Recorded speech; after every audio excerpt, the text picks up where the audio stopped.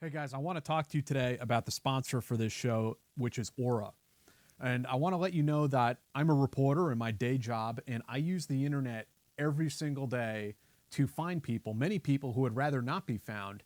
And you would be literally shocked if you Googled your own name, maybe using your middle name as well to filter out some results, but you would be shocked of how much of your personal information is already readily accessible online. Your phone number, your home address, your email address. There is a ton of information out there if you search for it. And the reason why is because there are data brokers out there who profit by selling your information to robocallers, telemarketers, spammers, people like that who want to learn more about you.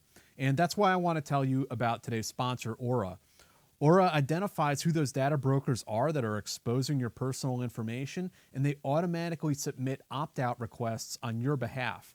They'll even opt you out of junk mail and telemarketing lists. So I'd like you guys to use our link. It's aura.com, aura.com/teamhouse, to try 2 weeks and see how many data brokers are sharing your information. The link is also down in the description, and there's a QR code that you can scan if you like. So please check them out. You'll get 2 weeks for free. Again, I think you would be totally shocked to find out how much of your personal information is already out there. So go ahead, do a Google search on your own and see what's out there. And if you don't like how much of your personal information is out there, I highly suggest you check out aura.com/teamhouse to try it for 2 weeks free and see if they can help get your information private again. That's aura.com/teamhouse to get 2 weeks for free. The Team House with your hosts, Jack Murphy and David Park. Hammered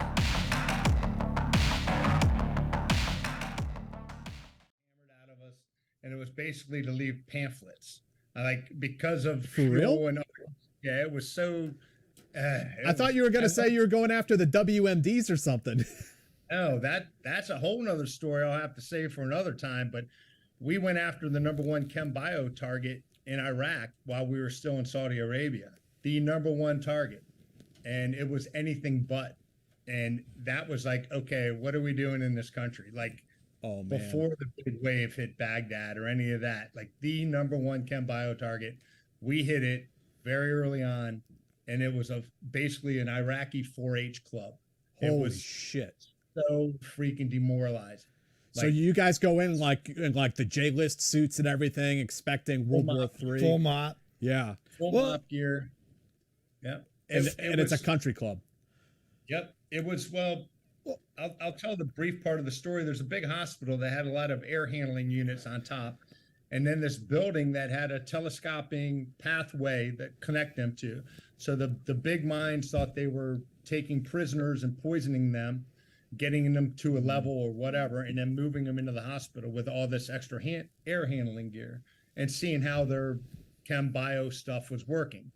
And it just spun out of control. I think some of the intel types just read way too many like Tom Clancy or Stephen King novels or something. Like, I looked at this hospital outside of Baghdad and I'd be like, doesn't it get like 120 degrees there in the summer, on an average day? Like, couldn't that be it? Or, and no, this was it. So we had all the chem stuff, to take swabs, and the doors are going to be this, and, full kit, the mop gear, which is kind of hard to fight with. We didn't have permission to take out the transformers of that town to blacken it for us. Mm-hmm. Luckily, there was a field really close to our entry point, but there was apartment buildings, and we really did get shot up really bad. Our helicopter specifically, they all got shot up, but the one I was in, you just remember the bullets going through, and you don't know if you should kneel or stand or, where do you move, which is safer than what, and gas mask on, and you're 2 minutes out when the A-10s got permission to take out the transformers, which are close, which made a big fireball, which perfectly silhouetted the helicopters. And then, all the ineffective fire became effective. And the first door we went through was a hollow core wood door. And literally before we loaded, I'm on a phone with some big head in Nevada, wherever, telling me what to look for, where to take samples from, all that stuff. Once again, helicopters are turning. I'm like, Roger that. Off we go. And it was just a 4-H Iraqi 4-H club, like agriculture and et cetera, et cetera, et cetera. Well, those 4-H kids though, they can be pretty devious. The threat right? is real. The threat is real, guys. They can some of those science projects that they put together. Well, I hope they're good at do-it-yourself projects, because we kind of made a mess of their little schoolhouse. Yeah. So, unfortunately, but that was about as demoralized about as Iraq as I could be, and that was literally one of our first targets. And you just start questioning. All we heard is Right. Chem Bio, the number one. Like, we had a to scale model of the place. Like, we planned it as best we could, got there and got the shit hammered out of us, and thinking, okay, they're trying to protect this shit. And once inside, we're like, nope, not what we expect. So and I probably shouldn't be talking about that, because I don't know, the whole Chem Bio thing.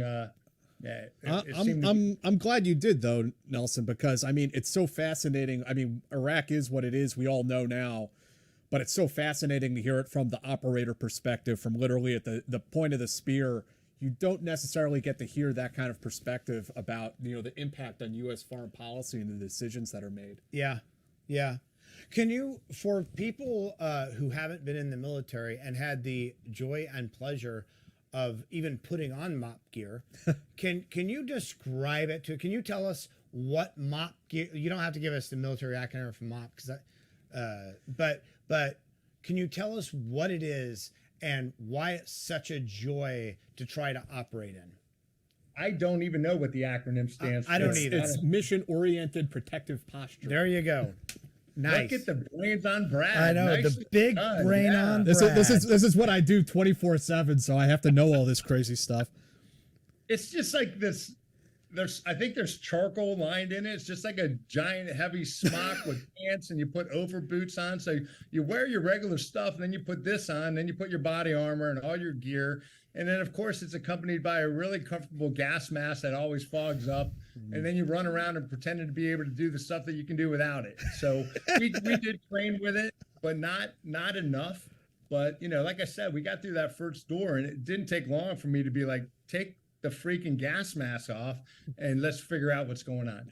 Hollow core doors are not going to be number one Chem Bio target. Right. A hollow core door is basically what you'd find on somebody's bathroom. Right. Right. 100%. It is. Yeah. Like an angry 8-year-old could kick it in. Right. Don't even waste a hatting round on it. Just push the door open. Right. Exactly. Yeah. Right. So that was that. But so that was always, I think it was always in the back of my mind for the rest of my time in Iraq, like, questioning what we're doing here, but you can't let that, you still got a mission that night that you got to execute. And if you're not on your A game, things could go sideways. So we were able to still maintain that focus, but, I will not argue that in the back of my mind, the whole premise of being there was the Chem Bio thing. At least I thought it was. And the number one Chem Bio target was not that. Right. And there were a lot of people hurt, and civilians as well. That, I think if it was my neighborhood and we started attacking, there'd probably be some fight back from me too. And there was just a lot of things like that I don't have a hard time with, because I don't dwell on it. But it's just what it was. We put our helmets back on and went back to work the next night.